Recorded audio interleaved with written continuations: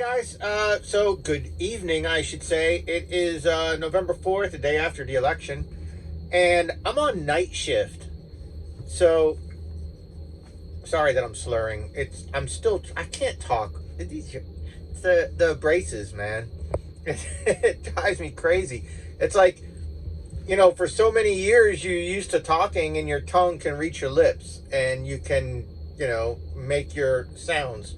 Well, now that the braces are on, it's screwing up the alignment of my tongue and my lips for making certain sounds, and so I'm lisping a lot and slurring. So it's really kind of annoying. But what we're doing for the next few weeks, and I volunteered to be on night shift because, well, I wanted to try it, number one. Number two, it pays $1 more an hour. And number three, it looks like we're going to have 4 or 5. We're going to have 5 12-hour nights. Pretty much 6 to 6, 6 to 5, something like that. So hours, overtime and stuff like that. It's going into winter. Things are slowing down. Holidays are coming next week. We got Veterans Day, so places are going to be closed down for that. A lot of construction goes on break around here. And this is a big-time military town with 3ID being here, Fort Stewart and Hunter Army Airfield.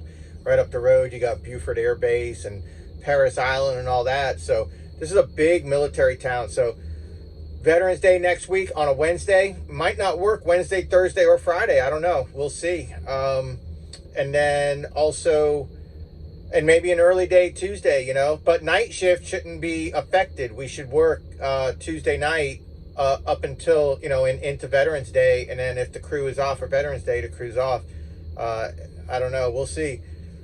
But, yeah, it's a different animal, working nights, driving these big trucks in the pitch black. And, we're going up and dumping asphalt into a, oh, crap, what's it called? We're doing a road. We're doing a highway. We're doing Highway 21, which is a main road that goes all the way up, like, through Augusta and all that stuff down here from Savannah. Crap, I can't remember what it's called. The name escapes me. Something buggy. Dang it, it's a buggy. It's something buggy. It's where you just dump into a hopper, and that hopper's got a conveyor belt, and the conveyor belt feeds the asphalt into the paver, and that way it can do like 3 trucks at a time, and the paver can just keep on hauling butt instead of one truck and the paver slowly pushing the truck. So this thing can move things along much faster. But I wanted to show you, as it's getting darker, they're making asphalt here. So let me turn the camera around and show you guys something that's really cool. All right, I turned the lights off in my cab so you can see it's getting pretty dark. That big old barrel right there that's spinning, that's a big fire right there, right in the middle. And it's just heating up that asphalt. And then the asphalt is churning in there. And then it goes all the way up that big conveyor belt into the silos, and you got 3 silos right here with the scale, and then the scale house is right there in the middle, right there. So we go up here, but yeah, that big fire in there is heating everything up, and you got all the ingredients gets mixed in on the back side there. I'm not going to go driving around there, but that's how they make the asphalt. Shuttle buggy, that's what it's called. I had to go back and look at my text messages to my friend Kim that works with us, and I was telling her that all night we were just running loads into a shuttle buggy. So it took us, I got my first load in my truck at 6:30 p.m. I got my last load in my truck. Well, I got back here and signed out at 1:15 a.m. So 7 hours and 15 minutes. And I did 3 loads in that 7 hours and 15 minutes because it's a long drive to where we're going. And then they were fueling up the shuttle buggy and fueling up the paver. So I said they got to fuel it like twice a day or something like that. I don't know. But we had a pretty long delay and there were a lot of trucks. When I got there the first time, I was the first truck. So I loaded, and then my two co-workers that are riding with me tonight, in their trucks, they went number 2 and number 3. And then when I went back up there, I was the 8th truck in line to load the shuttle buggy. Then I came down here, passed a whole bunch of guys on the road, and then went back up, and there was no line, no wait. I dumped, and I came back down and called Tower over the radio and said, hey, I'm going to hit Parker's real quick, use the bathroom. Can I get you something? And he said, come on in, it's too cold, they're shutting us down. So we can't pave DOT roads if it's below 50 degrees out. I guess 50 is the limit. And it was 48 degrees at 1 a.m. So they shut us down. And the DOT inspector was out there measuring the temperature of our loads and all that stuff. So tonight we're supposed to work 12 hours. So it's supposed to be first load at 6:30, last load at 4. So, you know, you got to try to figure out now what you're going to do with that information, right? So if you know that they're going to take the last load at 4 o'clock and it's going to run up there and you're going to get there at 4:30, you're going to dump into the shuttle buggy, you're going to get back here and sign out a little after 5, go get fuel in your truck, you're going to have an 11.5 hour day because we clock in at 6 p.m., get here at 6:30 after we inspect our truck, you know, for the first load. Of course, I'm early because that's just the way I roll, but that's an 11-hour day. Now, what if you only want a 10-hour day? Then, if you know the last load's going to be at 4 o'clock, well, make sure you don't get here anytime between 3:30 and 4 o'clock. So you got to start back planning if you can, you know, and start using your time wisely. So if you're super tired and things are getting dangerous for you and you're like, crap, man, I don't want to do another trip, it's getting too late, I'm getting too tired, and, you know, you need to be smart about it. So that's the information that I got. Me, I'm going for a 12-hour day. So they tell me that the last load's at 4 o'clock. I'm going to be here at 3:59 trying to get that last load and go up there and get that 1 more hour. Because every day, if you can get that 1 more hour every day as a hustler, then you know that you're going to get time and a half.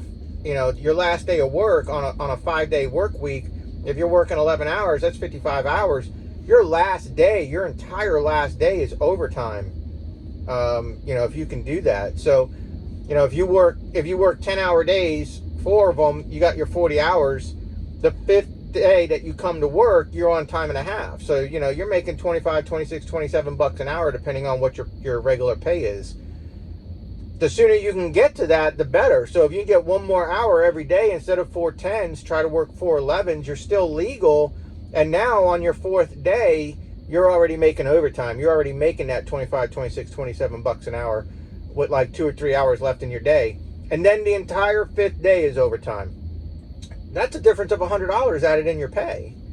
So take that information, you know, as a truck driver, as a dump truck driver, as a whatever. If they're going to give you information, then think about it. How's it going to work best for you? Do you just want to work a 9-hour day because you're super tired, it's dangerous, you're not used to working nights, whatever? You know, you're trying to get used to it. Talk to your coworkers and say, hey man, look, last load's at 4. I'm going to try to get there at like 3:15, get the last load from me, and then come back after 4 to sign out. You know, talk to your coworkers. They're watching you, they're watching us, but as long as there's a steady stream of trucks, they're not looking. So, you know, use it wisely. I'll try to show you guys some video while I'm out there, but it's awfully dark, and then there's nothing but just super bright lights on the machines. So I'll see what I can do. Let me get you one more video of this fire, and then yeah, that'll be it. That's a fire. And the question on the asphalt, it's a little bit over 300 degrees in our box, in our dump trucks. So you got some nice, hot, steamy asphalt going up the road. The guy over there standing there taking a piss. Okay, so one more thing that you guys are probably going to want to know is my headset. What I use is the blue Parrot. Where is it at? Right there. It's the blue Parrot. It's the B350XT. So it's nice. It comes with a couple different types of ear things that you could put on. This one's the flat foam, and then they have the one that's hollow on the inside, and you just have the outside foam. I like this one better because it evens the squeeze. It evens it out. Whereas the one that's got the hole here and then only this contacts, and it's a lot of pressure on just the outside of your ear, and I found that I didn't really like it. Everybody that I talk to says that I sound really good. They don't believe me that I'm at work. They're like, I don't even hear the truck, and it's because it's got a really nice noise canceling microphone. And you can also switch the mic around. So like you see, it's up here for this side, well, you can take it and then roll it up and pass it around, and I'm sure they all do that, but now you can have it on your other ear. So if your ear starts to get a little sore or whatever, you can you know, you can switch it over to your other side there.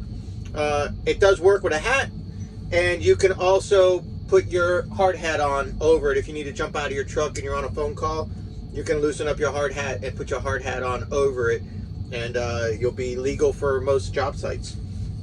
All right, so that's the B350XT, or the B350XT.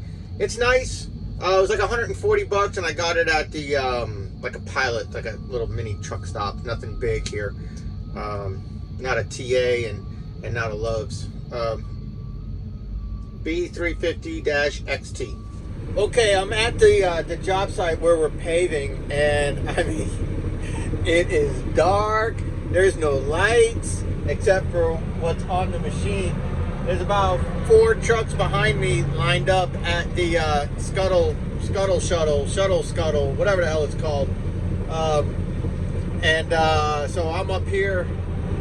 It's dark, man.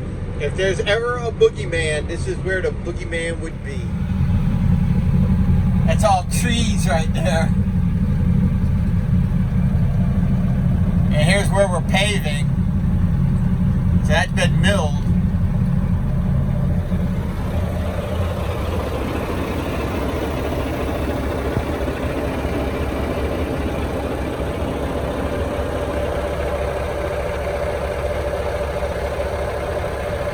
And this road is open, so cars are doing, you know, whatever as they come by us. Look how dark it is. I mean, you can't see crap. So it's 8 o'clock. I've been on the clock for 2 hours, and I got about 8 hours to go. 9 hours to go. Probably do about 5 trips up here. It's a paycheck. Well, all right. I mean, night operations. I'll be in touch. I'll give you guys an update. Another video coming soon. Thanks, and see you soon.